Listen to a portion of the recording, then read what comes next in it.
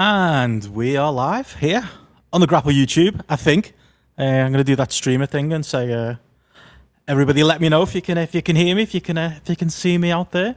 Thought to test something out today with obviously the gigantic issues that we're having on GRAPPL at the minute, specifically with Spotify. More on that in a little while. Gonna have Steph Chase joining me to chat some things going on in the wrestling world. But yeah. Who's out there? Is it just going to be patrons? Are we going to get people from the wider YouTube world? I've put it live on Twitch as well.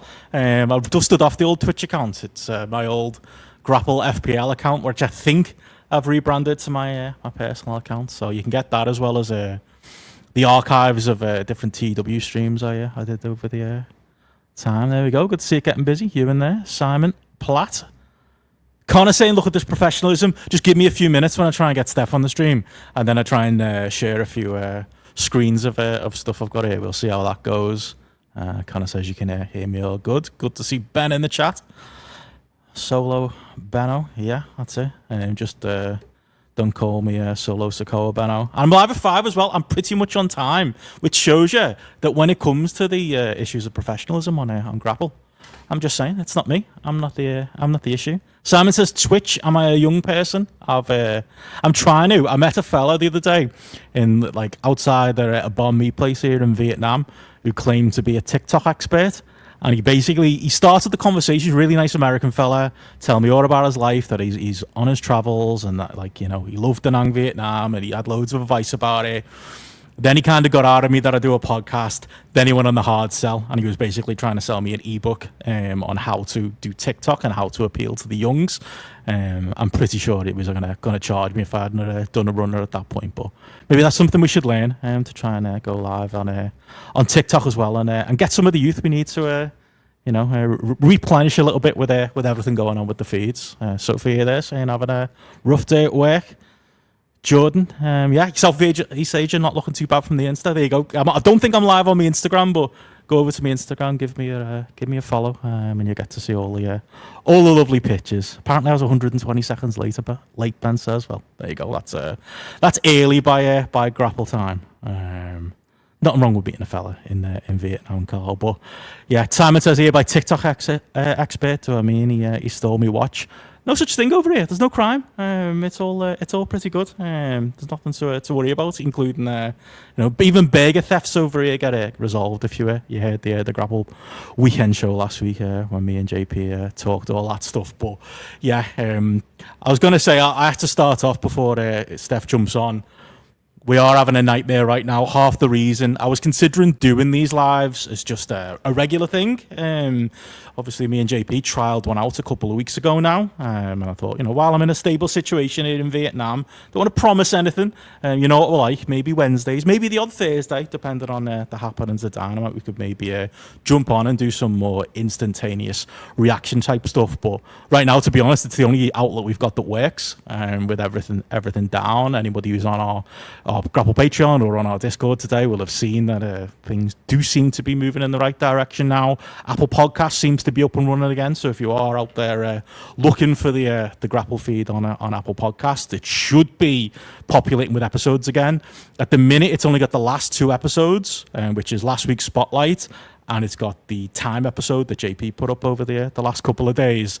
And then there's a big gap, and then it goes back to 2021. That's because we haven't used that feed since 2021, and it's a bit of patchwork trying to get everybody back up and running. So if you want the gap, the gigantic gap of different episodes, that's all on our Patreon, which so far has been uninterrupted and so far seems to be running absolutely fine. Even the Spotify end of the Patreon seems to be working okay. So yeah, that's going to have to be our make good for now. And I think from Apple Podcasts, the different feeds that are connected to it, your Podbeans, your Pocket Casts, all the different apps. Downcast, I'm told, was working well today. They should slowly start to update with the updated feed.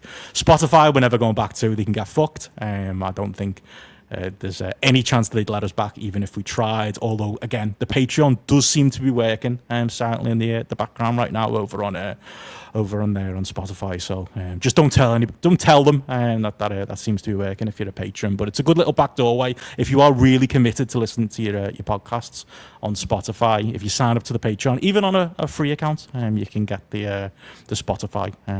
You can get the spotlight episodes there as well. So yeah, so things are slowly coming back together.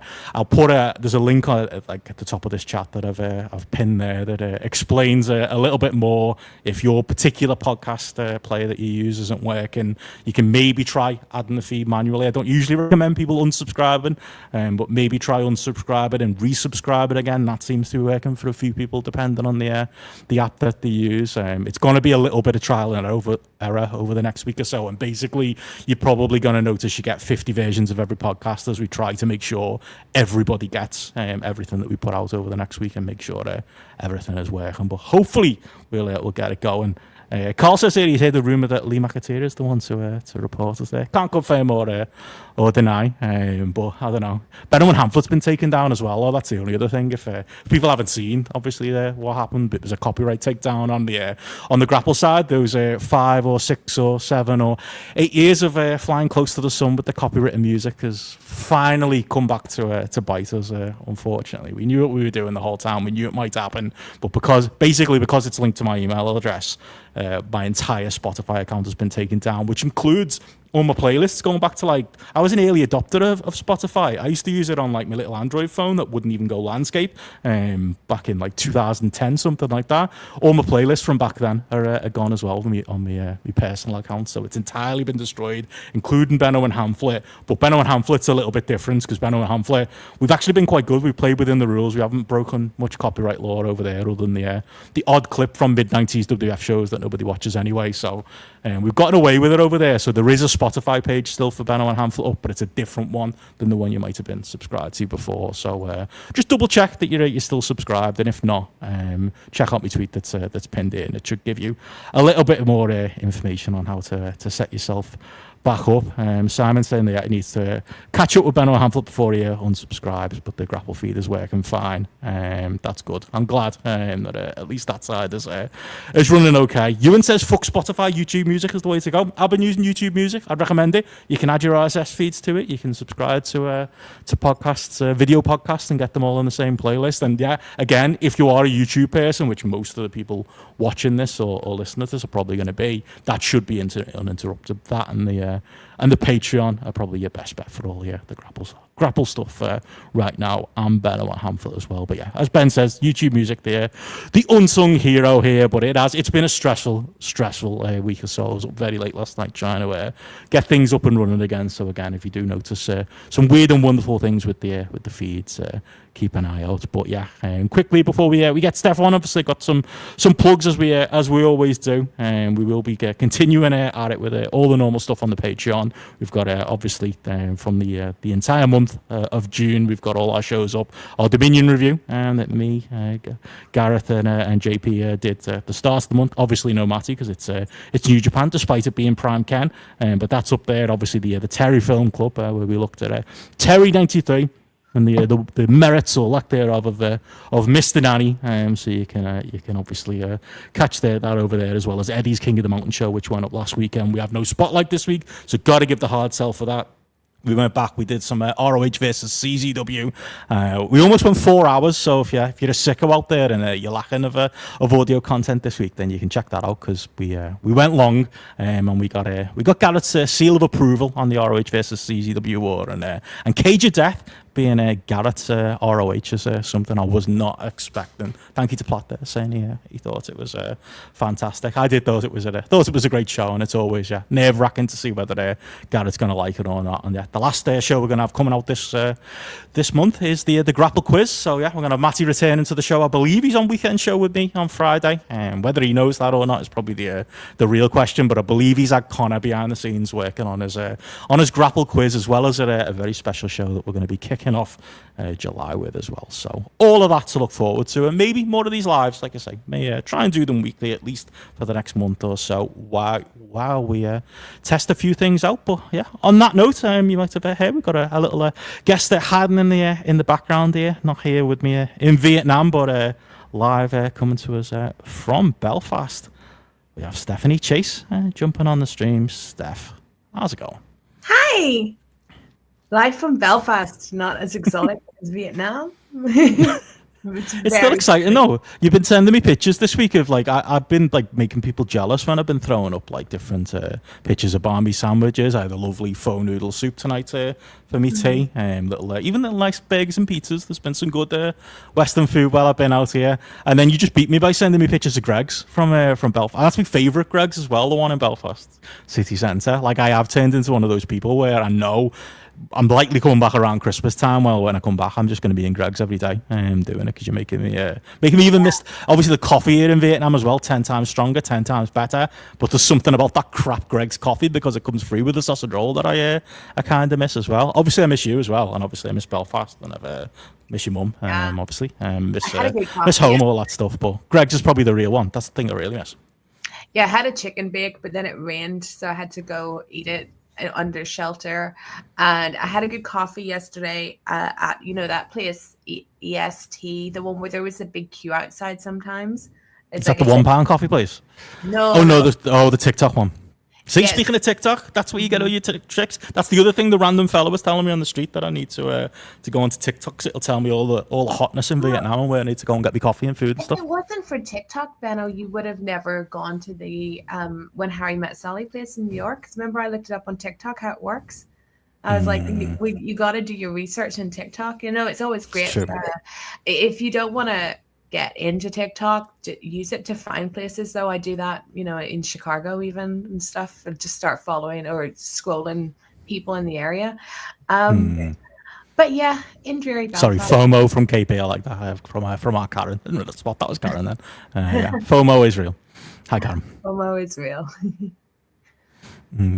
But obviously you've just been on Fightful just talking some WWE, talking obviously we get professional Steph over on Fightful. I'm going to be doing my best today to try and get the unprofessional Steph out, because again, this isn't a podcast, this is a live stream, so anything goes. I want to bring back with the feeds all being broken, I've been like proper like nostalgic this week, like scrolling through like the old Red Circle feed that hadn't been updated since 2021. It had a few of your early GRAPPL appearances and a few titles that probably would have gotten us in trouble for the copyright police got us in trouble that came from you. We used to get what's happened? Have we gotten old? We used to get like the uncensored anything goes stuff on these podcasts. That's what I want. That's what I want to return to. I want the flaming hot takes. I want the fan out. Where's the fan? What happened to the fan? Where's the fan gimmick? I've got a fan. I can get a fan in right now. The fan. Oh, there we go. It's still going. Still a thing. Not AEW branded anymore, though, I noticed. But anyway, we can get into that. No, I told the Fightful viewers that they would get Stone Cold Steph, Raw Steph, if they jumped over to GRAPPL. So that's what I've promised, and that's what I'm here to deliver. Okay, all right. Well, that's what I want. Well, I kind of thought the best way to get that out of here, because we've got like loads of like the way I want to do these lives. It's not going to be as obviously comprehensive as Spotlight or even Weekend Show over on the Patreon where we go through the news. I just want to talk about the things we're interested in and the things that you've got like the hottest take on, or the things you've got the strongest opinion on, depending on who's in your hot seat. And then you go into obviously we're going to talk about Punk and Saudi, because I actually think we're going to disagree on that. And you've got to talk about the pipe bomb, because I know we disagree on that from when we were talking about that. Yes, and that might surprise people. Upset people about the pipe bomb today. Yes, of course. Got a very serious matter to talk about with Vince McMahon and news stories surrounding that. And I've got some questions as well from the patrons, as well as the people on YouTube. If anybody wants to throw any super chats in, feel free, or add any regular ones to the chat. We'll try and get to them at the end. But if you do want to jump the queue, throw a super chat on. But I've got to start hot. I've got to start with the real stuff that people want to know your take on, and that I know you've done the deep dive research into this. What is going on with Ric Flair, and did he piss his pants? That's what I want to know.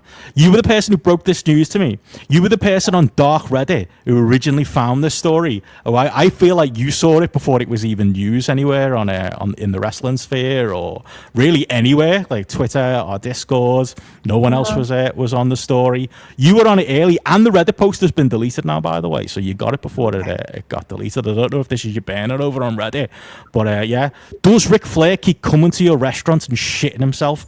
Was the topic here from r/Tampa over on Reddit. And this is anonymous user, I think, or Honcho Poncho, called it Honcho Poncho 824. We're just going to presume works in like the restaurant space or a bar or something like that. The man has shit himself like 6 times this year, drunk as fuck in bars and other restaurants. He gets thrown out of Water Street places all the time. Not been to Water Street. You've been to Tampa. Let us know if it's any good. Anybody in the service unit having to deal with this shit too. Obviously, Ric Flair's replied to this, and the only way Ric Flair would reply to this. But firstly, yeah, Ric Flair is Florida man, and secondly, you know, in your digging, what did you find out about this story being a wrestling journalist?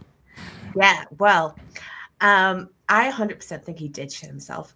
And I did send you this before. So sometime last year, and I forget what month it was, but it was when they removed the Woo energy drink and stuff, right? And I thought maybe that Ric Flair was gone from AEW, which is one of my little things that I'm fixated on. And I was asking people in AEW, I couldn't get any answer on whether Rick was in AEW or not. And I still can't get an answer on that. But anyway, this, I don't know why, but I did a search on Ric Flair in Reddit, and I got led to Tampa Reddit. And this brought me on a deep dive. Now, you broken this news. A ton of wrestlers live in Tampa, but only one wrestler lives on Reddit Tampa as a character, and that is Ric Flair. So the stories that I have heard, and there's one specific spot in Tampa that he hangs out, and I forget the name, but there are so many stories about that, about his like extreme drunkenness in the place, and also maybe some things that he pays for in the place other than food and drinks. That's if he even pays for his drinks, if you know what I mean. Well, did you see the picture he posted? Sorry, by the way, this week from one of the restaurants, like in his reply to this. Who was he with? Just some young girls that he probably shouldn't be with, and I assume a couple of young blokes who are either paying for his drinks or, you know, were his best mates that day. But he literally, the picture, I'm going to have to find the picture now. The picture he posted in the bar had his credit card on the bar. Like, I spotted that. I meant to send it to you last night. I'm hoping that's been deleted by now, because you could literally make out all the numbers. So, like, yeah, the drinks are legit. Kerry Silken, if you're out there, wrote those numbers down, transfer that 10 grand back to yourself. Mate. Just so Kerry wished me a happy birthday last week. He's a fucking great man. Never forgets does our Kerry. Deserves his money back. That might be the only way he gets it. Maybe do like some kind of wires transfer back to his account. Sorry. So yeah, there's a lot of like falling down drunk and stuff like that. A lot of stuff with women. But like one of the establishments he hangs out in, I don't know the legalities of stuff in Florida, but let's just say there's an upstairs part that you can go to in these places in this particular establishment, and he seems to like taking people upstairs in it. And then there was a story recently on Tampa Reddit about a guy picking him up off the ground, like off the street, and he was bleeding from the head. Another like drunken thing. And now there's this like he shit himself story. So I'm pretty sure the story about him shitting himself made it onto Squared Circle, but a lot of this stuff doesn't make it onto Squared Circle. It's just a lot of people that aren't even wrestling fans that live in a certain area of Tampa that are just like, man, I see Ric Flair every night out of his mind wasted. And I just think that like Tony Khan, he's doing this in your time, man. And when this ends badly, like it will, it will be contracted AEW employee Ric Flair found like, dead underneath a woman of the night, I think is what's going to happen. That's my prediction. But yeah, it's really bad, but I mean, this guy's just that wouldn't happen. We all know they'd open the story with ex-WWE superstar Ric Flair, WWE Hall of Famer Ric Flair. That might be one of the positive sides of AEW not getting that type of press. But yeah, I mean, as far as I know and stuff, you know, he is still employed with AEW, and this is what he's doing with that money, is going to this bar. The most shocking thing that I have read about Ric Flair or seen about Ric Flair is his credit card being on the table now, because I wouldn't have thought he paid for anything. But whose credit card is he? You can't make the name out on it, so who knows? Well, maybe it's like his ex's, maybe it's like Wendy's or something. Charlotte's. Those marks, yeah, that are hanging around him. But yeah, like the guy's a mess. He's an embarrassment. I'm sure he shot himself, and I'm sure that it's one of those things where it's like as a resident, okay. This is Karen in the chat. It says, as a resident Floridian, such great recreational activities aren't above board. Well, yeah, I don't think anything Rick does is above board, but yeah, I'm sure he did shit himself. But I think for the people that live in that area, it must be such a constant sight that they don't even like put everything on Reddit, because it kind of, I mean, we're terminate online people, but for a normal person, it takes a lot for you to go, I'm going to go on Reddit and say what I saw this celebrity do. But yeah, like some of the stories are like shocking, but he is main character on Tampa Reddit sometimes. Yeah. Yeah, I can see that. I mean, we got Simon says here, we found the phantom shitter, Benno. Like, for people who don't know, there was a mysterious individual or being who kept shitting on my doorstep in my old flat. Could have been Rick.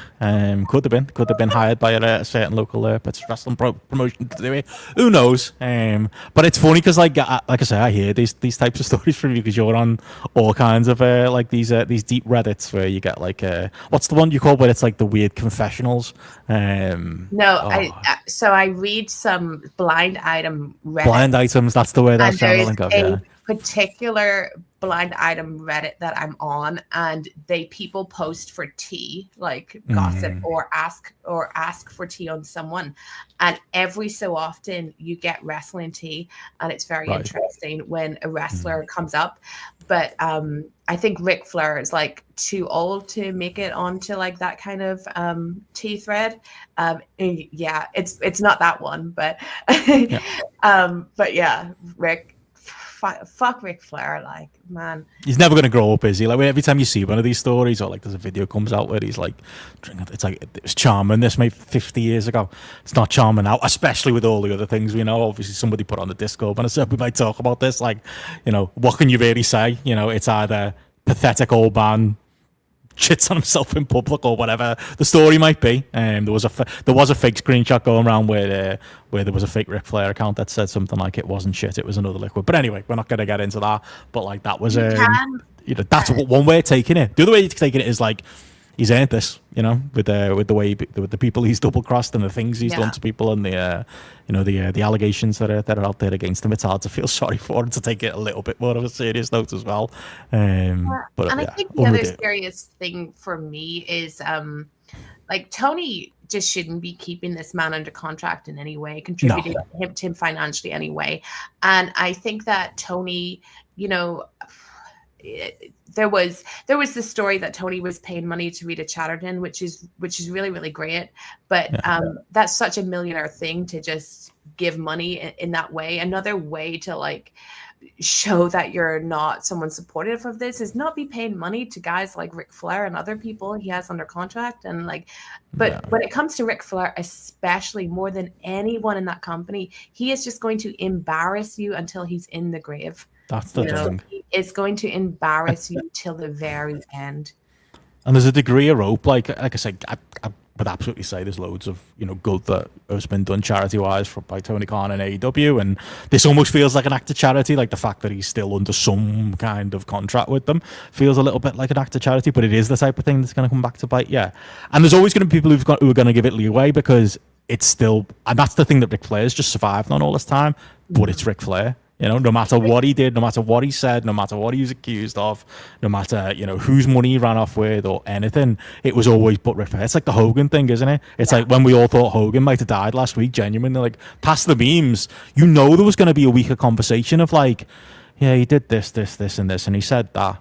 but he's still Hulk Hogan. Like Ric Flair and Hulk Hogan are on that level, aren't they? Where like there's a higher percentage than normal of rest. Like look at, you know, when they get interviewed, or like the people who interview them, they get away with it because of like the level of person we're talking about here. This isn't, you know, Dave, to take it more serious note, this isn't David Starr, this isn't El Ligero, where like a, you know, you're gonna get hung, drunk, and quartered for it. There's enough of a percentage of people that are gonna forgive it because of the status that the Flair's got, and that's his life summed up. That's him. Unfortunately, like, you're way better getting exposed when you're old, because then you have, you know, the people that will support you regardless because of your like past work. When it did happen to other younger people, they were just thrown out immediately. Like that's easier to cut ties with. Just to answer Universal in the chat saying Rick's not under contract with AEW, hasn't been after since the day after Sting's retirement match. That has not been confirmed anywhere, and I know that because you're the one who's been doing the digging on that. AEW have never stated that. Tony Khan has never stated that, and nobody has gotten back on the record, have they, when you've asked that question? No, and did he not appear quite recently when someone died? Yes. Yeah, but I mean, yeah, and look, I can see people thinking that it's an act of charity to keep Ric Flair under contract or like keep him employed or whatever. But one, all he does is self-destruct with that charity, and two, I think better charity is just throwing some scumbags out of wrestling and making wrestling a better place. You know? Absolutely. Well, there we go. Yeah, it was May the last time, so it was very recent. The last time we had them on, it was Collision. It was the Mongo tribute, which again, it's, you know, a serious subject, fair enough, but there's still like, you know, it's just proof that breadcrumb is still there, unless somebody wants to outright say that there's no financial connection there anymore. But if there wasn't, you would have been seeing them on WWE TV, wouldn't you? There's your other answer. But to go to the headline that we've brought people in here with, there's somebody dives in the chat there. I didn't agree on this headline. Is CM Punk a hypocrite? It was a question, or did I do it as a statement? No, I did it as a question. No. It's a question. You could take the answer could be no, and we could be done, and we could move on with our lives. But I know from having spoken to you, but also listening to the Fightful stream, that, you know, I think your answer is going to be yes. It's the degree to which we get into it as to where he's a hypocrite and why he's a hypocrite and how long he's been a hypocrite. And again, the answer might be his entire life. But yeah, the comment there, he's just a punk who's aged out of punkness for capitalism. Is that a fair way of assessing it? Because it's funny, because I think people will probably think that I'm the CM Punk homer. It's a bit like when Matthew on Spotlight thinks I'm the AEW homer, and I've only got good things to say about AEW, which is definitely not the space that I've occupied for the last 5 years. I can absolutely tell you that. I think with Punk, you know, he is both of our probably favourite wrestler, I think is fair to say. You know, I've personally been following him since 2003. You know, met him in 2004 and 2005. You know, he's been pretty much my favorite wrestler since then, for good and for bad.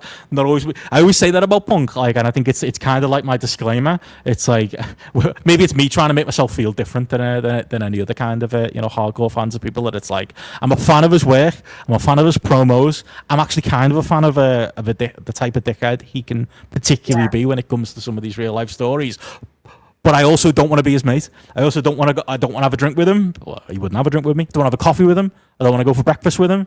I don't really want to see him. I've been to fan events that he's been there, and he was a cunt. He was horrible to like multiple people I know. Like, that's just CM Punk, and I think I learned that early on. When it was like, you know what, he's over on that table there having a gigantic jug of water. I'm just going to leave him alone and let him get ready for his match with Samoa Joe or whatever he was or Jimmy Rave it was he was working that night. Like, I think I've always learned that lesson with Punk, and I try and keep him at arm's length. But at the same time, I am a fan, and I'm going to be coloured by that. I am going to giggle at some of the ridiculousness, giggle at his AEW exit, giggle at even his WWE run. If you don't believe that half of the things he does and says are still out of spite, and the spite is, I'm going to show these fuckers, and I'm going to be the world's greatest employee and make sure I don't get sacked, and make sure it's not true that I would flame out within the first few months of my WWE career. I still think there's an element of that as well, but I don't know. I still feel like I can't always defend him, and I don't want to defend him, and I think the criticism he's been getting over the last couple of weeks, and he's going to get even stronger going into the weekend, all warranted. And it is all his own words and actions coming back around to bite him. We can agree on that, right? Oh, yeah. I think he's a total hypocrite. But he's always been a hypocrite. And I think that Mm. I agree with everything you say. Like when you're a fan of CM Punk, like publicly, I think people think you just think he's like the greatest, person ever, and he's not. And I would not want to be friends with this man either. But this action is not the first time he's let me down. Like I was so mad at him when he did the Fox backstage show. That was, to me, like that was totally hypocritical. And there's been other things too. I remember us watching his old WWE documentary together when you were going to review it for a Grappler or something, and just so many times being like, wow, he was saying that then, was he? Okay. I mean, he's always been like that. Even the fact that, like, of all the people to fight with in AEW, he did it with Hangman Page. It's like, dude, the actual cunts are right there, and you fought with Hangman Page. Is just like, it's heartbreaking to think about, But he has gotten himself into quite the mess with this Saudi thing. He's coming across really badly, and I think what he said to them is the blood money soaked dick. CM Punk is someone that acts out of anger a lot, like emotion. An emotion, yeah. And I can absolutely understand that, and can't say that I wouldn't or haven't done some of the same things. And I think maybe even some of the times I've defended Phil on different things is me reacting out of emotion over other things, too. Yeah, sure. And especially find that with his AW exit. I even admitted to this in Fightful, or no, I think I did maybe, that I was like, why has he got fired for this when so much worse has happened type thing. But Punk absolutely acts out of emotion. So he did when he said that about The Miz. And as you've said, he was asking us all to judge The Miz. So he was, yeah. Judge him now. Yeah. And he's not, the first wrestler to go and wrestle in Saudi Arabia when they probably shouldn't have, of course. And we're all kind of complicit in everything, because the sports washing has worked on us, and the fact that we are gonna watch Night of Champions, the fact that they were able to continue going to Saudi Arabia when back in what was it, the second show they ever did was after the journalist was murdered, and we've all continued with that. We've accepted. Journalist was sentenced to death, like it was a blogger, wasn't it? About 3.5 weeks ago. Barely gets a whimper now. Yeah, we've accepted the stuff about the women. You had like Finn Balor ditching his Pride gear. So that feels like this, that's the similar to me, because you've said to me like you think Punk might, make some kind of donation to charity or something like that, like with his. Not that they don't get. Somebody asked a question about this. I'm going to put it to you, but like it's not like they get an increased wage anymore for this anymore. Yeah, apparently, it's just part of the contracts anyway. But like that would be so after the fact, wouldn't it? If he does that, like it's because he's not going to say anything now, is he? He's going to post little Instagram photos from him, probably at the beach and enjoying the sun, and then at the show, and then he's going to come home and he's going to dodge accountability for his own words. Like you absolutely put what I was going to say like out there. Like he wanted us to judge The Miz. He's going to say don't judge me, but how can you not judge him on his words and actions?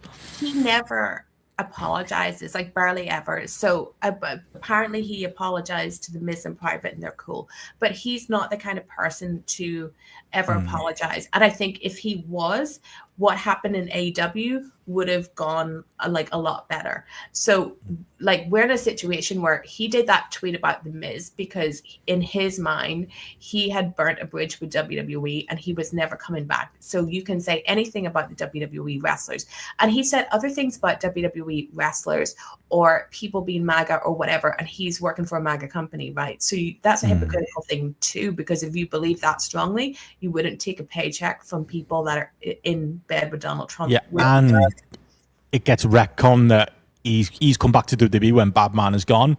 Badman was still there, and Punk told stories about going to WWE HQ that me and you visited and seeing Vince in the gym and giving him a big hug. Like that's a whole story he told. Like he's gonna pretend that didn't happen now, but that happened. Like yeah. So he thought when he was saying this, like, I'm never going back to WWE and all that. And then he goes to AEW and that doesn't work out. And he burns the bridge with AEW even harder in a way than he did with WWE.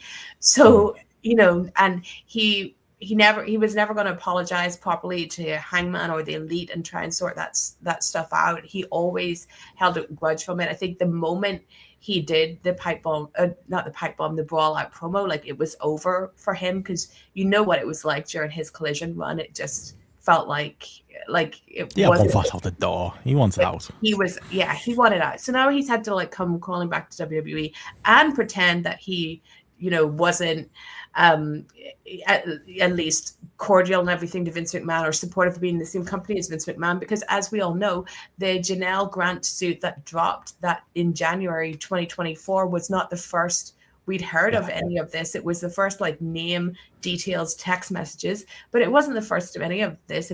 He never should have gone back with Vince there. But sorry, carry on. I was going to say, it's lack of options, isn't it? Like, to your point, like, that's what it is. Like, it's he burnt his bridge in AEW. He fucked up the most perfect wrestling promotion that could ever be built for a CM Punk. Literally, it was Ring of Honor, but in 2023 or whatever, 2022. Yeah, literally. Times it was built. He was meant to be the guy. It was Tony didn't build it with the Young Bucks in mind, did he? Really, he didn't build it with Cody in mind. Not really necessarily Kenny in mind. That was never what he was into. He wants a Punk back. He wants a Punk. He wants a Bryan. He wants those guys. Punk was meant to be what Jericho was. We can that is the truth. It was built for Punk. Punk was the first choice. Yeah, exactly. And he fucked that up. And he's put himself in a situation where the most motivated by grudge man on planet Earth, what does he do now? Well, the only way to stick it to the fucking haters is to go to WWE and make that work, and that's what he's done. But the thing about it is, I think you kind of touched on it when I've heard you talk about it, but I think WWE, I think it's true. It's not the Vince McMahon company anymore. It's the Triple H company. That man's just as petty as Vince McMahon. Like, it does feel a little bit like, by not having him on Raw this week, by doing the angle on SmackDown last week, by making him do, SmackDown in Saudi this week on top of the pay-per-view, and making him do this program. You get you and Cena, you want to do that again, but you're doing it in Saudi. It just feels a little bit like, and the whole story, the idea of, Cena making Punk eat his own words and make him a hypocrite, to the title. I think there's a bit of shoot to that. I think there's a bit of WWE want to do that. And I think where I'm mostly disappointed in Punk, you're totally right. The day he went back to Fox he was already a hypocrite. The day he went back to WWE when Vince McMahon was there, already a hypocrite. But like, I still think he's got the power. Like, you look at, I don't think it's true that Dominic Mysterio has had some kind of awakening, and that's the reason he's not going to Saudi Arabia. Zahid mentioned it on our Patreon as a possible reason for him not going. That's not been reported, and I don't think I believe it. I think it's probably. I have he's lovely. Maybe. Imagine though we had more bollocks than fucking Punk did, but it wouldn't take much. Example for your football, like when players don't want to go on internationals, the club just go, he's injured, he's got a sore ankle, and then like 3 days later they play for the club because they just don't want to play internationally. If Punk didn't want to play internationally, if Punk didn't want to go to Saudi, he could find a way. He could make an argument, kayfabe or not. He's got the power to. He probably doesn't even have to lie. He probably doesn't even have to go, I've got this niggling injury, I best not go, or you best not have me in the stories this week. Like, he's going along with it. He's completely willing. And of all the people in the roster, who's got more power than him? Cody, Roman, Cena. That's it. Like, that's where it's disappointing. He could actually vote with his feet rather than, his mouth. I think he could have absolutely said, I'm not going. I also think that them doing this match now on Night of Champions makes no sense. It makes no sense for them, like for their history, for how big the match should be. It makes no sense to do it in Saudi. Yeah. But he could say no. But also, they know that he is in what I think is the most vulnerable position he's ever been in career-wise, because he is 100% trying to make the point that I wasn't the problem, AEW was the problem, Tony Khan was the problem. So he's playing ball, he's behaving. We know how much of a corporate man he's been. He's the guy at all the Netflix events. He's the guy like doing the most right now to show that he's company man, because that's where he is. It's not just the fact that he can't go back to AEW because Tony's such a pushover, he probably can, but it's proven the point that he was right and AEW were wrong. So I think that as much as, yeah, he probably could say, I'm not going, they know he doesn't want to, because he wants to prove that this is a new CM Punk. This is a new CM Punk you can work with, the new CM Punk that's in the company. But my like conspiracy on it is that it is Triple H or whoever, but probably Triple H, trying to do this to CM Punk to make him look bad. And I think the thing with WWE, and it was absolutely true with Vince, and it is still true with Triple H, they are a petty company, and they are a company that always want to be right, to say that we are right. And to tie this to another issue, you have R-Truth, who gets let go. The fans campaign for him to come back. He comes back and says, I'm Ron Killings, and cuts his hair. And then on TV, though, they're still like, oh, it's R-Truth. And then he has this match with Cena on SmackDown that's just totally crap, ends in DQ, when people are literally thinking you could go on a title run with R-Truth. Like, you could do something with him because of the momentum. And I just look at the R-Truth thing, and I just think, I don't have any faith they're going to do anything good with R-Truth, because what they want to prove in the end is we were right. He should have been let go. There was nothing there. And I think with Punk, like, subtly or maybe not so subtly, they want to say, we're right, you said that thing about Saudi Arabia, and you shouldn't have, because it's great to go to Saudi Arabia, and we're going to make an example out of you. It's eat your medicine time. It's drink your medicine time. It absolutely is. I mean, and from his point of view, Gareth makes the point here in the chat, it's all about grabbing as much dough as possible for Rafael. Say yes, phone it in, cash the check. And I think, ultra capitalist making money. I don't think that there's some wrestlers who got the biggest payday of their career going to Saudi, but it's not the same anymore. It is just in their contract, as far as I know. But he wants the big fat contract. When it got renegotiated after he came back, I'm sure this was probably part of the conversation. But that's the thing about the company. Like, that's why he's such a fit for WWE right now, because WWE is the ultra cap. Not that AEW isn't a capitalist company, of course it is. Look at who owns it. Look at whose dad owns it. But like, anyone who had to go to the other side of the conversation, any thought that WWE might not go this weekend because of motions around world events, like, it's literally affected all. Like, you're looking at coming out here, and there's places you got to fly through that are quite risky right now, based on what's happening in the world. And like, it just shows you, doesn't it, like the match made in heaven or the match made in hell there, because like, it is in a lot of ways the same company as when Vince ran it, because at the end of the day, such a big part of their profits, such a big part of their balance sheet is these Saudi shows. Like, there's no chance, like, literally, if somebody got beheaded on telly, probably they wouldn't go. But short of that, as long as there's not a camera there, as long as it's not right there in front of everybody, as long as that's plausible deniability, as long as the war is happening on the edges of it and not within it, and even within it, I think they'd still find a way, because they're flying air charter, they're not flying on air public planes. Like, this show was always going to take place, this company was always going to make the money, and I think you probably got to apply that logic to Punk as well. There's been changes, differences with WWE, like, creatively, since Vince has left, but they are the same company at heart. Like, they really are, and they're gonna do the same, like, shady things, and maybe they know to be a bit more subtle with certain things, but absolutely. But do you think that Punk believes, like, his own shit? Like, do you think he believes that he's like, in the right now going to Saudi, or that it's fine that he came back when Vince was, or do you think he is actually a conflicted man? I think he probably somewhere knows, but I think he is that egotistical and he is that way inclined. It's like, look at all his friendships that he's lost over the years. Like, it's hard. Anytime he tells the story, it's like, I don't really see how Colt Cabana is the bad guy there, or I don't really see how Hornswoggle is the bad guy there. Insert your person, and it's so hard to make any logic out of it. But like, I don't think he's lying either. I think if you put him in a lie detector test, he would believe everything he tells you about those relationships and why they fell apart and why it's not his fault and why he is in the moral right. I think it'd be the same here. I think he's got that ability. I've got friends like this who's got that special ability to make himself believe in, and to, he's right. And as long as he knows that he stood by his morals, whether it's because, like you say, he had a private conversation with Miz, or because we don't understand the inner workings of it, or any other reason he's made up, he doesn't owe us anything. Like, I'm sure he believes that too. yeah, I think the denial would be that strong with him. That's Phil. And I think he will do stuff. You know, he'll attend the No Kings protest. He'll stand up. Yeah, he did, didn't he? For trans rights as well. And I think he does see that kind of thing as well. I'm public, like I'm endorsing all those stuff. I believe in that. I believe he's the type who go, what are you doing? You didn't go to those protests, you know. You're not. You work for corporations. You work for whoever. You know. He'd say like wrestling is just my job and this stuff I have to do. But what's important is I'm putting money and my face on these different causes, and it is really good that he is supporting these different causes. But I also don't think like I'm not sure that wrestling is the kind of business that you can be like a truly good in like a leftist sense person in.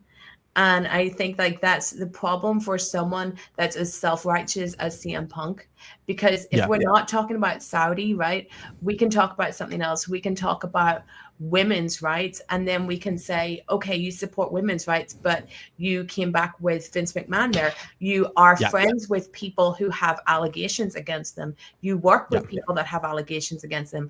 And I'm sure like when it comes to any like gay rights, trans rights, everything, like wrestling is such a right-leaning, like toxic business. You can pick at all these little things, you know, and say, well, how do you like justify like this relationship? So I think he's smart enough to know that obviously the WWE is a MAGA company that compromises like a lot of his morals and stuff. And I think the thing that he does is try and like stand up, you know, with the politics and No Kings and all of that. But is it enough at the end of the day?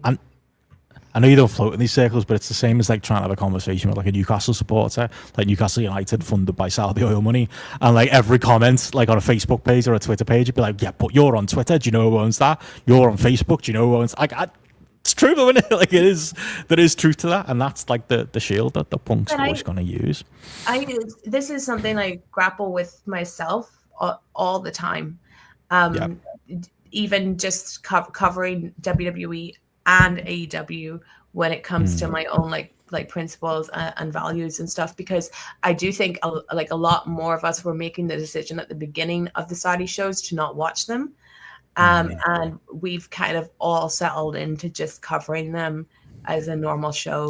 You know, like I honestly remember, I think it was the first or second Saudi show, and I worked for Wrestle Talk at the time, and my live stream was at the same time, and just being like, oh my God, like, do we watch it? Do we like, what do we do? And I ended up like donating like the small amount of money I made from that stream. And it's like, now it's all just like normal. Like, I don't even feel that's like how they get asking someone to talk about the Saudi shows with me. But yeah, sports washing has totally worked. And I think, it's really bad. We'll see how washed it is when we see the state of that card and how Solo Sikoa stinks it up this weekend. But more on that on the weekend show this weekend when me and Matty talk about it. But while we're on it, I want to get you quickly. Maybe we can fold in some of those thoughts into this as well. Like, I got to ask you about the quote unquote pipe bomb. Like, is that part of this narrative of WWE trying to, you know, throw his words back at him, or was it just bad creative? I was funny because like my reaction to it was I thought that was probably as interesting as Cena's been so far, and that is damn him with faint praise because the Cena run has fucking sucked. But I don't disagree with, you know, the wider criticism of like in the background of it, you know. I think still to this point, maybe that he won't make it on the plane because he's still lying on the sponsored table there in the back on the Slim Jim sponsored table. Maybe that's why he's not going to make it. But like, obviously there was so much wrong with that segment when you've got like our good friend Michael Hamflett railing on it, and he's totally right. It's hard to disagree. I still would push back in that I think it was actually in isolation some of Cena's better work. You know, he could have gone better, he could have gone further. You know, the whole Claudio / Zack Ryder thing, you know, the Matt and Nick thing. I mean, if it was supposed to be like a subliminal rap diss, the original pipe bomb, by the way, it does have a page on it on genius.com, and I was looking it up before I found it. It's a rap lyrics page because, of course, basically the original battle rap. This wasn't that, but you know, Punk with the Cena with the subliminals, trying to make it that. I think there was other places he could have gone that would be more interesting, but I think that says more about the Cena run than anything. This certainly added to my theory that they're trying to teach Punk a lesson, because this man was laid out for so long. I was watching it with my mom, and she's like, "Is this normal?" Like, you know, and Daphne like touching bits of him every like 5 minutes just so they're doing something. I thought this was awful. I didn't even think it was good delivery by Cena. Him sitting up on the turnbuckle as well, John with the knees or whatever, you know. It was really, really bad. And the original was bad too, innit? It's like people do this with old wrestling where they go, well, you know, they did that, you know, Hell in a Cell, they did the big bump right away. What's wrong with that? That would have killed. It's like, you know, you can people were criticizing things in 1997 and 1998 just because it happened before doesn't mean it's a thing you can carbon copy. The Punk original pipe bomb, like that was one of the criticisms. It got lost because all we were talking about with the promo. But it was daft that Cena was rolling around in the ring selling for like 20 minutes. But again, maybe this is a receipt. Maybe this is Punk having to do what he made Cena do all those years ago. But I think with Cena, I thought could have at least got like the essence of the pipe bomb.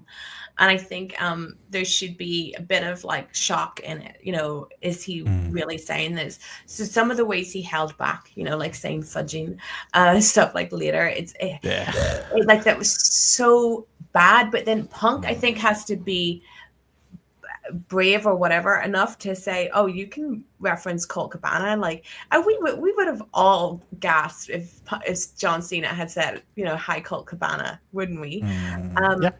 But I just this storyline, John Cena calling out Punk, being a hypocrite, but never actually explaining it. It's like, if you know, it's a if you know, you know type thing, which to me just like doesn't work. Stuff shouldn't be if you know, you know. And then I just thought he did a really bad job of it, and Punk just looked so impotent, and it made people like cheer Cena because he was giving it to Punk that was you know, dead. And then Punk not replying on Raw, but he might reply on SmackDown. He should have replied on Raw, though I guess he's still so hurt from whatever John, you know, that Slim Jim table. What's that made out of that it makes you like lie down longer than Mick Foley after Hell in a Cell? Like fucking crazy. But I just thought it was really bad. But John has been terrible in this heel run, and I think that one day everyone's going to have to be really honest about what happened, that his heel run is just so nothing.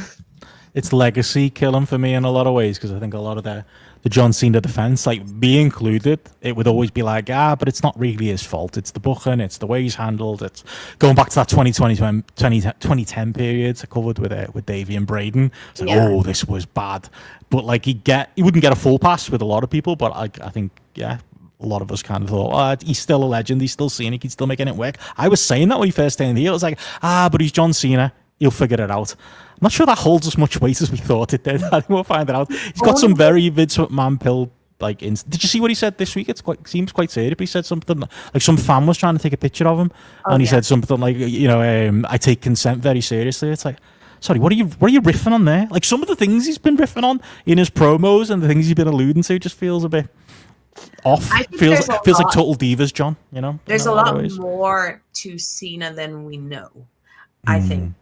And he's very good at playing a character, and I think the character he actually plays is the guy that we think he is.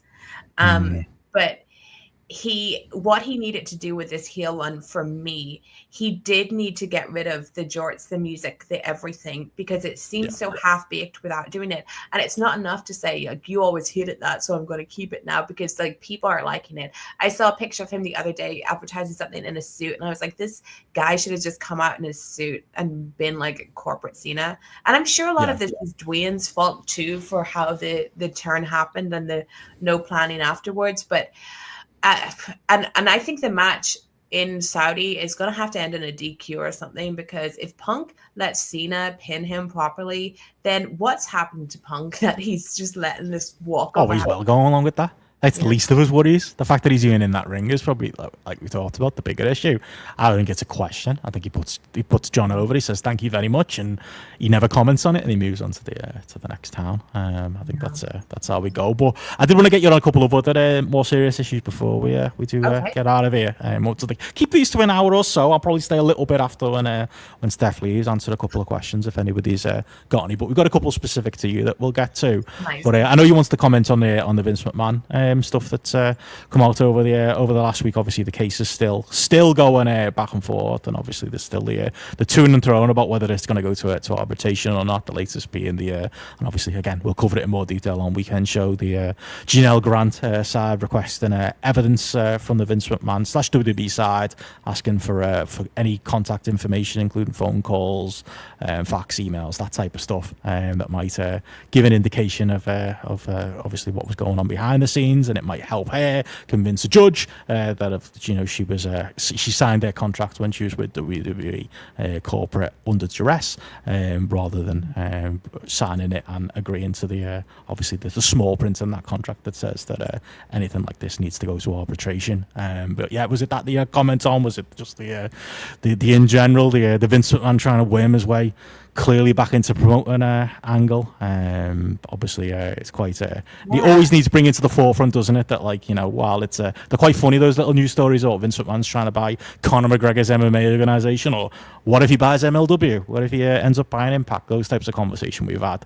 There's still a very fucking real case happening in the background here that it doesn't stop certain people from running for office in America, but it's alarming that it doesn't stop someone like Vince McMahon still trying to make moves. Yeah, I mean, I heard you talk on GRAPPL last week about Vince and what he'll do next, and I'm in the mind that he will do something involving wrestling next, and I think he is going to promote like a one-off pay-per-view special show, is my prediction for him, in order to try and turn it into promotion, but he'll say it's just a one-off.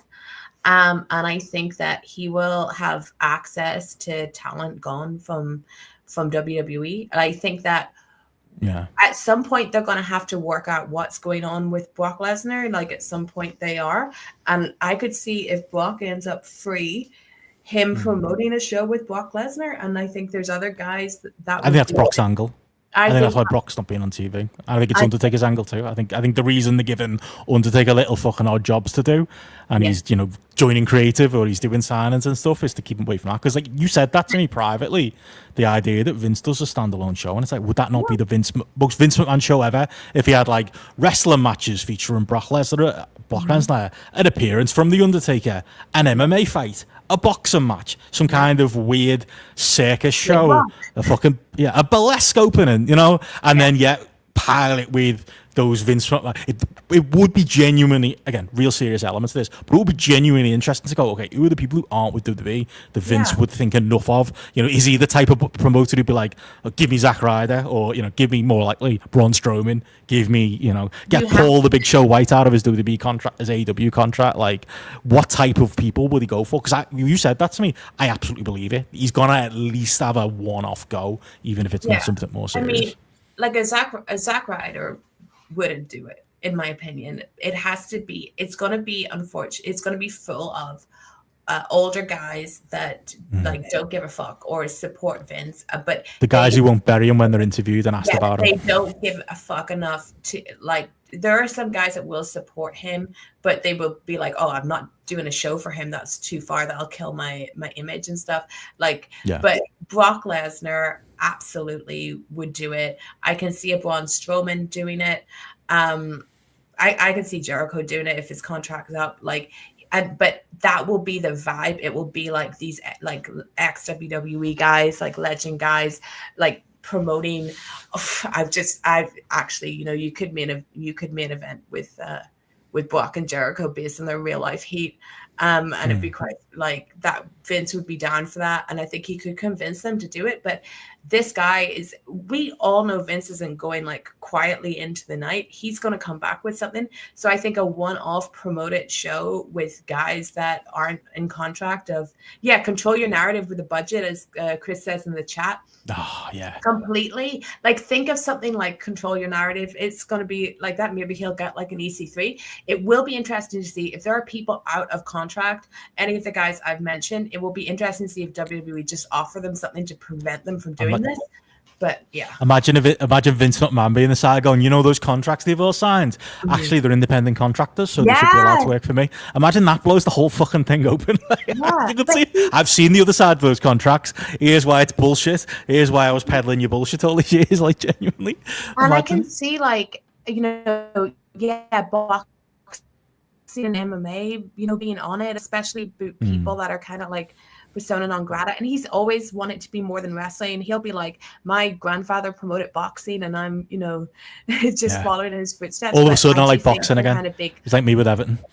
Ric Flair will absolutely do it. Ric Flair's last match, Hogan could do it. I get emails every day about Hogan's beer every day.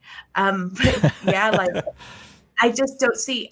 He can't afford to. Ric Flair's last match, Paul says here. Yeah, I could see that. Yeah, he can't afford to buy like a big established company, and I'm not sure he'd even want to buy, like, for example, an MLW and take on something that he did not create because he's so into like ownership. But to say like, I am doing this one great night, like old school on pay-per-view, and then think that if this is a success, I can get like a full thing going out of it. I can totally see Vince doing that. Just to save face more than anything. Like I was saying that to JP. Like I just think, he has the contacts. Like, don't, for all the wrestlers you can talk about who still say nice things about Vince, try the executives. Not many of them. Bury Vince either. He's got those contacts, and as long as the heat's not too strong, and if the Janel Grant case goes, to bring it back to that, goes to arbitration and it gets dealt with behind closed doors. Like I said, you've seen it in America. There's Kumo or whatever his name is, like literally running now with like, is the Democrat, and he's got 13 allegations against them. Like, Americans don't give a fuck. For the most part. From anything if you're rich as well. You can come back from anything. There are so many like actors and celebrities that have done this, and Vince, like you hear Russell Brand still exists. Like we lived through WWE being shite for like 20 years, but how much do we hear about Vince's reputation, his creative genius, what people outside of wrestling like think of him? But he's just going to do something. He is, and I obviously don't want Trump involved, as Andy says in the chat. But I'll enjoy laughing at it, and I'll enjoy anyone that takes his spot on that show. But I think the man to watch the most is Brock, because they have to do something with him. Well, do you want to answer a couple of the questions that people have thrown in for you as we go? First one, I've got to start here, Steph. Dan Thomas asked on the Discord, the GRAPPL Discord, you can get an entry to. Join us on our Patreon. He says, thoughts on Karrion Kross doing back bumps? You just can't do them, can you? What's that about? And look, we all have our weaknesses, and sometimes what's his strength? Man, like, he's so perfect in other ways that he had to have a flaw. His Achilles heel. And it is taking back bumps. And now, of course, it's unfortunate that his job is being a wrestler, and that's a big part of it. But yeah, per Karrion, and glad to see he's getting a match on pay-per-view finally. But yeah, I mean, look, he's not the best wrestler. It's everything else when it comes to Karrion. Not good wrestler. He was. And he's handsome. That's what he's got going for him. That's it. I think he's gotten himself over organically. I think it's like you mentioned it before, the R-Truth thing. Like, people have got to be careful what they wish for, because like they wish for this R-Truth thing, and I mean, does anybody watch serious at Ron Killing matches at this point? Do people really want to watch belt to belt Karrion Kross matches in Saudi Arabia? Like, and Jesus, that's what you wish WWE. Did WWE really want to give something to someone that's basically made their own thing on the internet and got fans to, get behind them? As much as people think he's like Triple H's boy, just like I was saying with R-Truth and Punk, they love being right. And if Karrion hasn't been used, and now he's suddenly going to get used because of a fan campaign, fan interest, they love to prove they're right. I don't see big things in his future, unfortunately.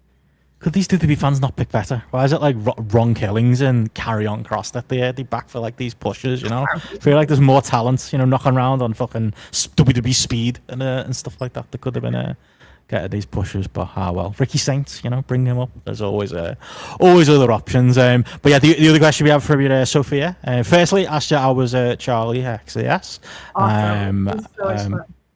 And I knew Charlie was because I'm one of the youth. I understand. And also wrestling question. You, I don't know how long you got. You were very critical of AEW for a number of reasons last year. Since then, lots of people think the product has improved. But what from their issues last year do you think they are yet to address and improve on? I mean, okay. Yeah. Quick hits. I still think the women are in a bad position. I still think Tony zeroes in on like one woman's thing that he thinks is good. I think his treatment of black women's appalling and needs to be delved into more.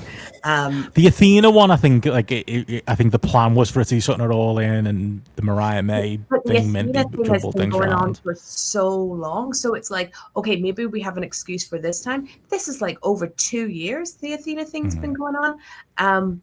So yeah, I think with women, he tells bad stories with them. Obviously, the Mariah Tony one was a success, but he can only zero in on one thing where everyone, all the men, get multiple stories going on.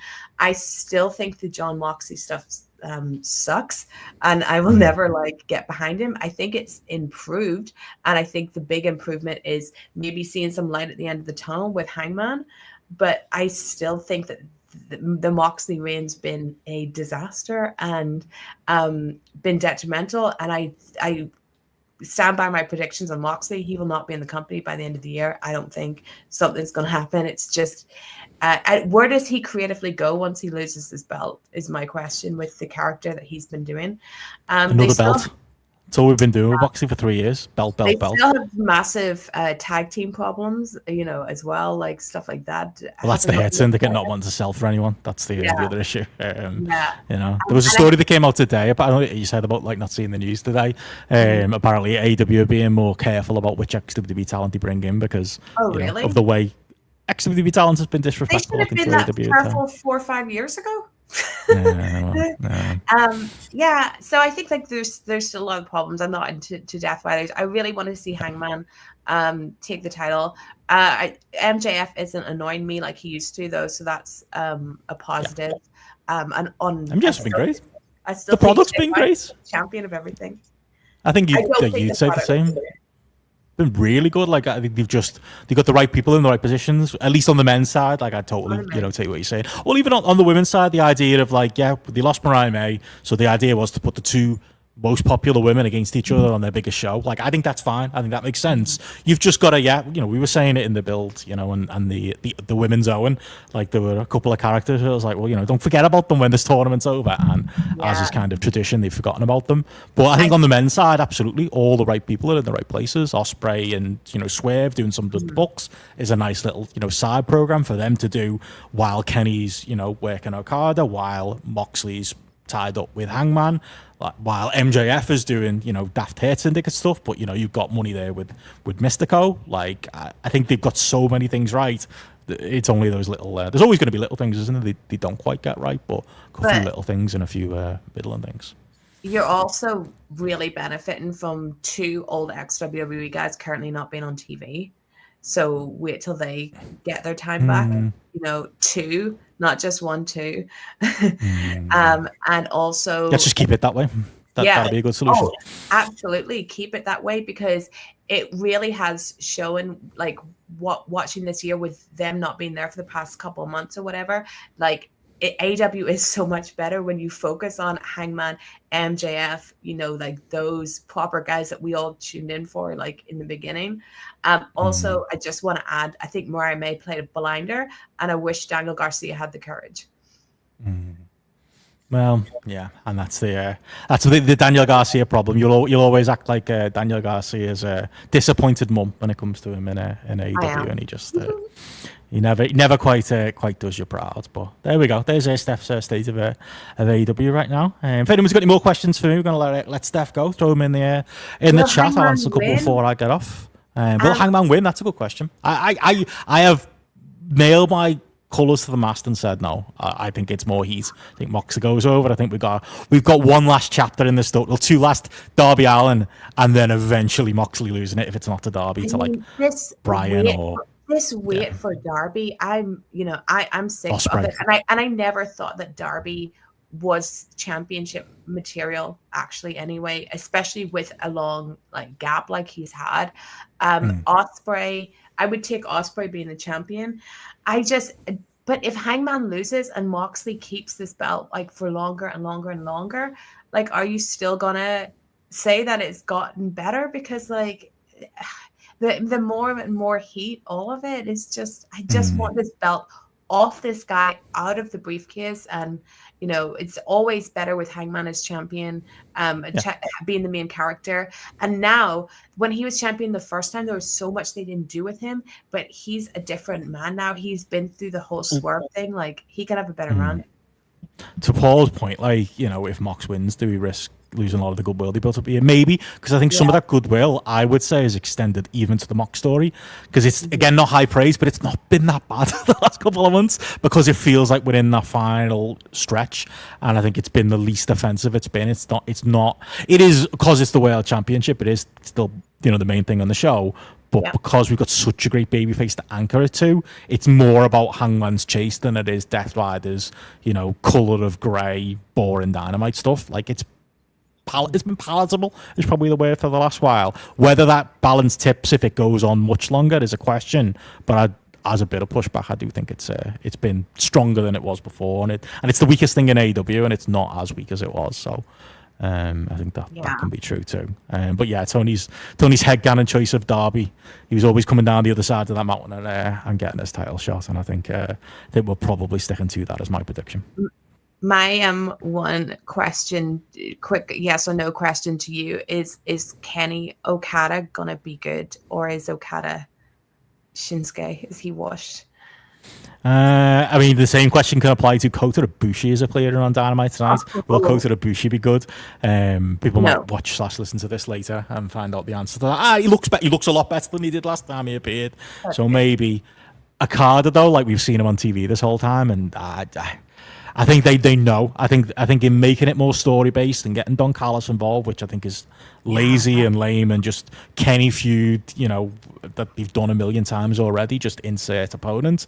I hate it, but I think it's because they know they can't build this around. They're going to go out there and have a 5-star match, because I don't think they can have a 5-star match. I think they can have a 4.5-star match. I think they can, it's almost like if they can lower expectations enough that then when they go out there and have a 4.25-star match, we go, it wasn't too bad, or a 4.5-star match, and we're all doing somersaults going, can you believe they did that? I think that's probably a win for if them. Their match bombs, it's going to be taken really badly by people that love AW and Kenny and Okada, and by people that hate them too. Like, I think there's a lot of pressure on them for to live up to their old matches, and B, because Okada has been so not Okada for so long, and there's some people that are like convinced that it's a work and he's actually old Okada working us all and stuff. It's going to be really interesting to see.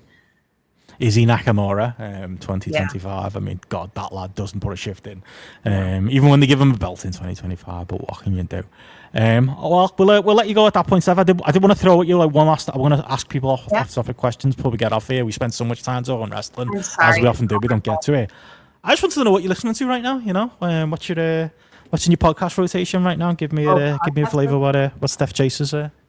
Well, you put me on to Tangle, and that's really good. And then Politics from Both Sides. It's a great podcast. Yeah, been watching that. It's really good.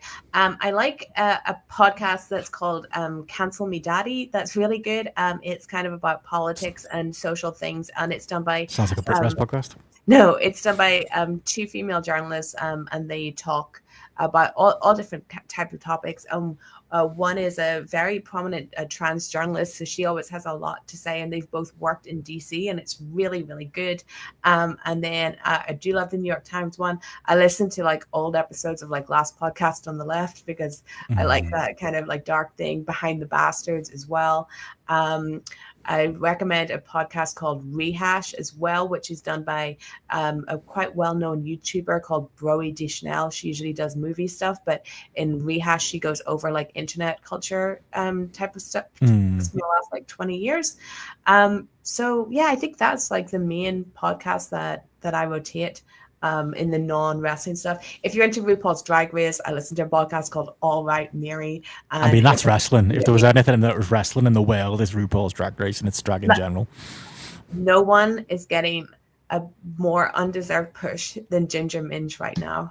You might think that there's some wrestler being shoved down your throat, but if you are watching All Stars, you don't want a Ginger Minj shoved down your throat. I can tell you that there's a from personal experience. Being shoved down throats, while Acid Betty is getting nothing. So that's the current thing that I rant about is what's happening on All Stars. It's funny.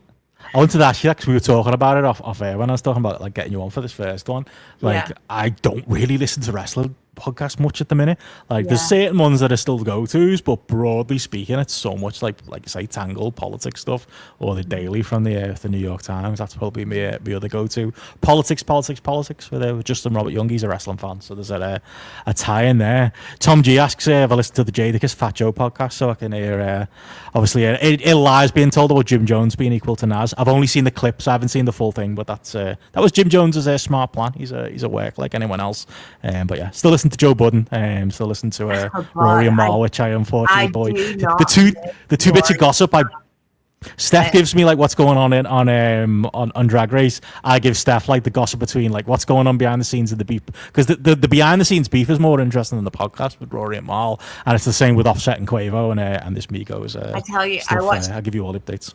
I'm sure like no one listening to this is deeply into Drag Race, but I watched a great video yesterday, and that was about queens that have been frozen out by the production company behind Drag Race, which is World of Wonder. And don't go on the tours and stuff. Yes, and don't get invited back on All Stars. Very WWE, because as big as a show as Drag Race is, World of Wonder that created it is like 3 guys that have always been doing it. And it's very, it's petty. Like it is so petty, and there's so many like wrestling, parallels and stuff. So some people are going to, be made to eat like shit sometimes. So, but there's always, I've been around a lot of drag, and I know all the parallels with wrestling in many different ways. But yeah, though I really did not like Joe Budden's podcast or Rory and Mal. So. The one with the wives on was problematic. Just like you didn't like having to watch Drag Race. I didn't like having to watch Rory and Mal. Yeah, it's all a trade-off. I listen to GRAPPL every time you're on air, and I listen to the What Culture lads, and that's my wrestling fix. Fair enough. Well, there you go. Got a bit of the insights what's going on with Steph. But yeah, we'll let you go, Steph. If you want to tell people where they can get you at Stephanie M. Chase, still on Twitter. You still on there sometimes? Yeah, I'm on Twitter sometimes. Stephanie M. Chase. I just did my Fightful prediction show with Shirley, who I'm sure some of you know. She's based in the UK. She was really, really awesome. So I would love you guys to check that out and leave us a positive comment. And I'm over on Instagram at Stephanie M. Chase, but I don't post wrestling there. I post all about my life. I'm off to London tomorrow to hopefully have the best night of my life tomorrow. That's all I'll say in that. So if you follow me on Instagram and see all my adventures, like going to see Charlie XCX, going to see 9 Inch Nails, all of that fun stuff. Yeah, and Substack as well. And my Substack is still active, even if it might not seem like it. And but yeah, but I don't really do YouTube anymore. Fair enough. Well, there you go. Get everywhere there, and obviously I get you writing there. Obviously, you get your writing's been incredible over the last year or so, and I know you've got lots more where that came from. Expect a Ewan's onto you there, by the way. Ewan's figured it out. You know what your best night of your life's going to be. Ewan's very cunning. All right. Thanks, everyone. Bye, Benno. All right. See you later. Well, as everyone logs off, I'll let Steph go. But yeah, before I go, I said I'd answer a few more of the questions and close us out here before we shut down this first at least attempt at doing a live stream. Gone pretty well. So anybody who was here for Steph, we'll see you later. But I did get a couple of questions on the Twitch. Somebody asked about the all-in double battle royals as far as what AEW are doing with the casino battle royal gauntlet and ruining it again with with doing 2 on 2 shows. Like, obviously we got Dynamite coming up this week, and it'll be aired tonight by the time a lot of people hear it or listen to this. But they've already given us a couple of qualifier matches for that. We've got a 4-way in the men's division. Of course, we got Takeshita, we got Mark Briscoe, we got Roddy Strong, and we got Bandido, and we got a qualifier over in the women's division as well. But like, what is it with Tony Khan and like these, just this idea that like we have to have 2 and that we can't have like one, important match that like, I feel like all of us that were there for the Casino Battle Royal are all in Wembley, saw that as a potentially AEW's Royal Rumble going forward, and gave them a chance to have like this thing that could be special. It just very much feels like, to answer the question, a way of getting everybody on the card. As I think Steph's not unmuted herself there, but yeah, there's still time to announce a tag one, as Platt says there. That could be a potential one that they could throw in as well. But it's one of those ideas where it's like, obviously would love to get Steph's take on it, but it makes sense to do a women's one if that's all you're doing. And it made sense that like it almost feels like it's been on the back burner for the last few months, and Tony Khan's just forgotten that was going to be a match that he wants to go to every 3 or 4 months. There's been like quite a disciplined 3 or 4 months where we haven't had one of the matches. But yeah, I think it's to answer the question, I think it's a good idea in principle to do it on All In, but it's a bad idea to do 2. Paul Wilson asks, he needs to go, but any plans for a Forbidden Door grapple show in the pipeline yet? I don't think there'll be one, just with me not being there, and lads I think have earned a little bit of a break from doing that, and just enjoying the weekend. I think that's the plan for the lads. We'll probably, I assume, they're doing All In at Wembley next year, so I assume we'll do something next year, and we'll figure it out. But yeah, I think for this year, just there'll be pubs, there'll be places. Follow the Ogdens. If you see two men from Rochdale wandering around, you'll pretty much know where the rest of everyone else will be following them around. So definitely get there. Universal saying there in the chat, he thinks the casino editions are great news. Again, you do 1, I think that's fine. You do 2, that's not great. Garrett says, there you go, no chance. He's just getting drunk there. That's his plan.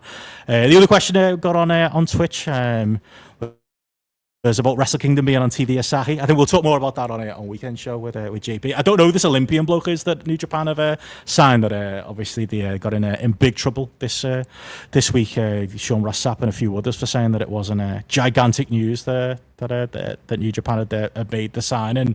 But it is unusual that it's going to be on TV Asahi, and it does make it feel like a big Wrestle Kingdom show. So at least there's going to be that. At least they're going to put the best foot forward. Aaron Wolf is the name of the Olympic gold medalist. I don't know relation to Dick. We'll see what that looks like, and what the Wrestle Kingdom. I wonder if being on TV Asahi will affect New Japan World, because usually they can be funny. Can TV Asahi.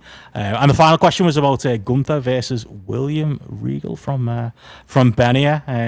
Been a bit of talk over the last week. People putting over the idea of doing a Gunther versus William Regal match. Somebody did a tweet, didn't they, where they said something along the lines of Gunther versus William Regal is the match that we all missed out on, based on a photo that appeared of them both together on Raw. I mean, it'd have been shit, wouldn't it? That's my answer.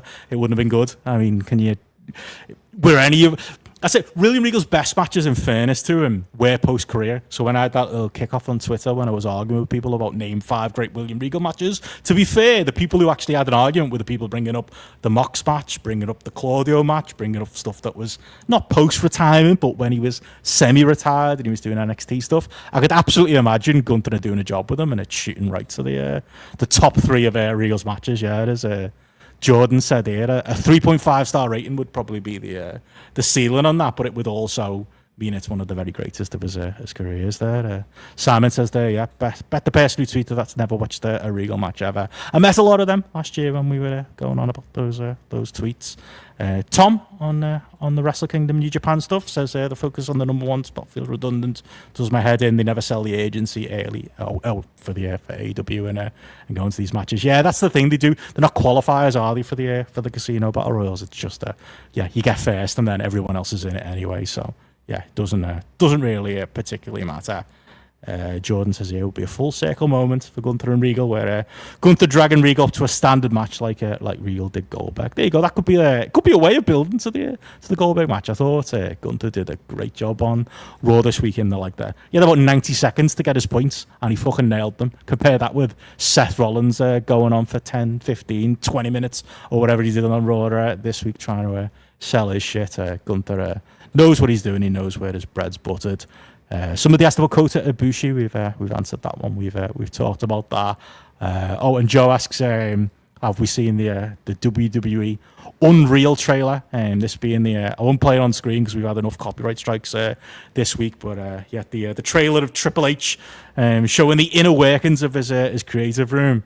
I mean, it's all going to have to be stuff from like 2 years ago, isn't it, to make it work? It's all going to have to be when the WWE creative wasn't terrible, which you could probably argue it's been at least 6 months since that was the case. It's going to be heavily edited. It's not going to have, like Rovert said, the perverse entertainment that a Vince McMahon-led WWE documentary might have. Imagine the bullshit. Imagine the backstage kickoffs. Imagine, the little things, the arguments, the bad ideas that Vince would railroad people with. That's the documentary I'd want to see. We're going to see a heavily sanitized Triple H was right, but also Dwayne was right, but also Nick Khan was right type of documentary that just kind of saves everybody and saves none of the viewers. That's what we're getting. On Regal, Tom says his match with Ricky Steamboat is the one. Don't remember if we watched that for the Rick Staple or not, but maybe it was shoveled in with the Davey Boy Smith matches that we didn't think much of there as well. Jordan saying that the image of Goldberg circling online where he looks like Peter Griffin isn't helping him. I think shorter will be better for Bill. I've started to not believe that he's going to be winning in Atlanta for Saturday night's main event, but it's still possible, isn't it? Especially in this company and the way things are. Like, it feels like a bit of a red herring. It's like that old, if they tell you something isn't happening, you should probably believe it is happening. So now that they're outright saying on telly, and he's outright, Gunther's outright saying on telly that this is Goldberg's last match, and Goldberg saying it in interviews it's his last match, it just makes the wrestling fan in me believe it's probably not going to be the case that he's going to win the belt and he's going to run roughshod over the WWE roster over the summer. Even they wouldn't do that, would they?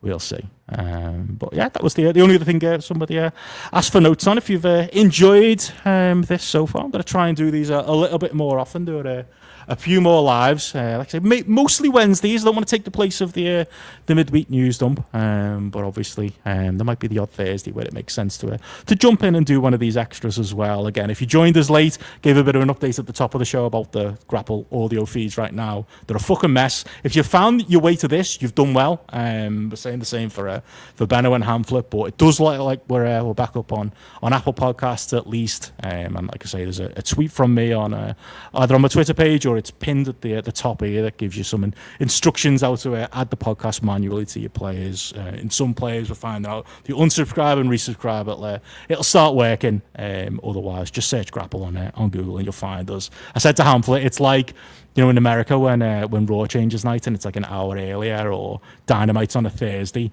and like 30% of the audience just can't figure it out.